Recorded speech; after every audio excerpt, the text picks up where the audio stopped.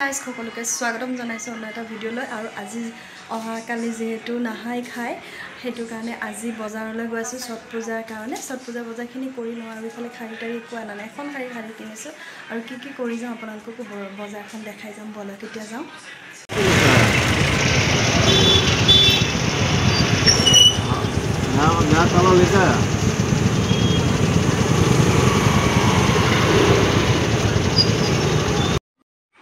Hey guys দিনটো কাম কৰি আৰু এইকেইটা দিন ইমানেই ৰ'দ দিছে কাতি মাহত যে এনেকুৱা ৰ'দ দিব মানে আচৰিত আৰু কোনোদিন পোৱা নাই সৰুৰ পৰা ডাঙৰ হ'লেও কাতি মাহত ঠাণ্ডাই থাকে তথাপি দিনত মানে ওলাব নোৱাৰি সন্ধিয়া সময়ত এনেও বজাৰ কৰি ভাল লাগে যিহেতু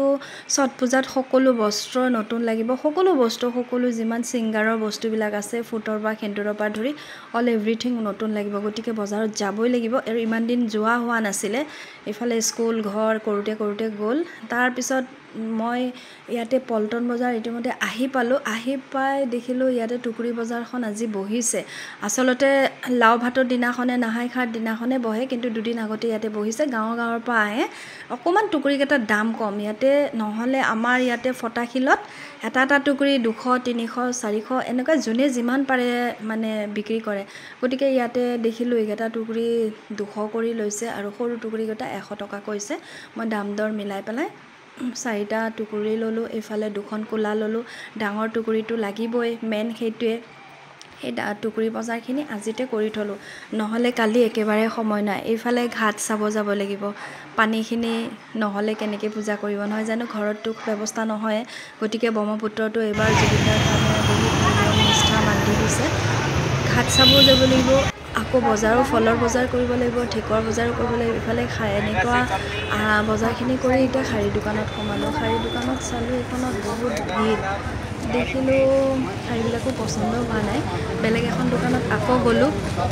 আৰু ছট পূজাত ছটমাৰ ফেভৰেট কালাৰ হ'ল ৰঙা হালধীয়া আৰু অৰেঞ্জ কালাৰ এই তিনিটা কালাৰে সাধাৰণতে পিন্ধে সেউজীয়া নিজৰ নীলা পিন্ধিব নালাগে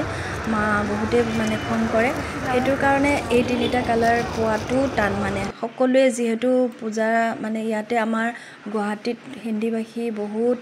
মানে ব্ৰহ্মপুত্ৰ ভিৰত মানে পূজা কৰিবলৈও শান্তি নাই এইফালে আজিকালি সকলো সম্প্ৰদায়ৰ মানুহে মুছলিম মানুহক মানে ছট পূজা কৰা দেখিছোঁ কাৰণ কিয় হিন্দু ধৰ্মৰ সকলোতকৈ টাফ পূজা সকলোতকৈ কঠিন ব্ৰত হ'ল ছট পূজা কাৰণ 36 ঘণ্টা নিৰ্জলা ব্ৰত ৰখাটো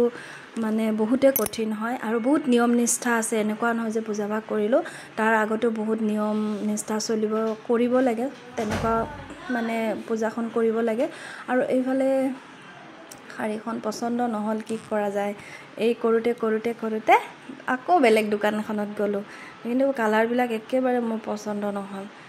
পাছত উপায় নাই ল'ব লাগিব ওচৰৰ দোকান এখনতে গ'লোঁ যায় এইখন দোকানত অলপ কালেকশ্যন খুব ধুনীয়া আছিলে গতিকে এই ৰঙা আৰু হালধীয়াখন মোৰ অকণমান ভাল লাগিছে আৰু পূজাত পিন্ধিবলৈ দেখিবলৈও ধুনীয়া আৰু দামটো ঠিকেই আছে বাৰু 600 কৈছে জাষ্ট দোকানৰ পৰা ওলাইছোঁ এনেকুৱা বৰষুণত তিতি অৱস্থা নাই ক'ৰবাত যে ৰখিম খুবো নাই ছাইডৰ দোকান এখনতে ৰখি কিছু সময় আধা ননষ্টপ বৰষুণ দিছে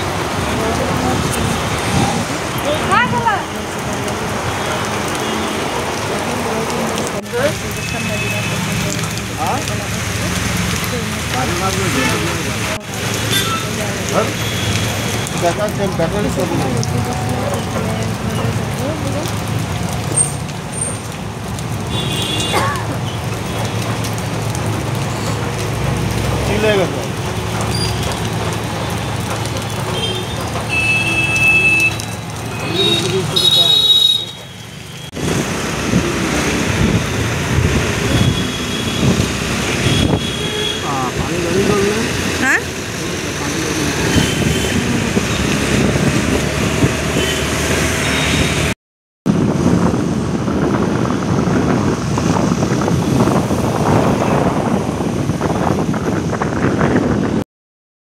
বজাৰৰ পৰা আহিলোঁ আৰু একে তিতি গৈছে আহি গাটো ধুই দিলোঁ আৰু গোটেই নালাৰ পানীবিলাক চিটিকি পৰিছে পল্টন বজাৰত হঠাতে বৰষুণ আহি গ'ল আমাৰ মানে দিনৰ ভাগত গড়চুকৰ পিনে বৰষুণ দিছিলে, ভবা নাই আৰু বৰষুণ দিব, ইমান বৰষুণ দিলে মানে বজাৰখিনি কৰিলোঁ, অকণমান বজাৰ কৰি থৈছোঁ, নহ'লে পাছত কালিলৈ যিহেতু লগন থাকিম অকণমান কামখিনি আগুৱাই থ'লোঁ, অকলেইতো কৰিব লাগিব নহয় জানো, গতিকে গোটেইখিনি কামৰ অকণমান কমাই বাকী কালি কৰিম আৰু। এতিয়া আহিলোঁ আকৌ ঘৰত ভাত পানী বনাব লাগিব, এতিয়া একে বেয়া লাগি গৈছে, দিনটো দৌৰি দৌৰি দৌৰি দৌৰি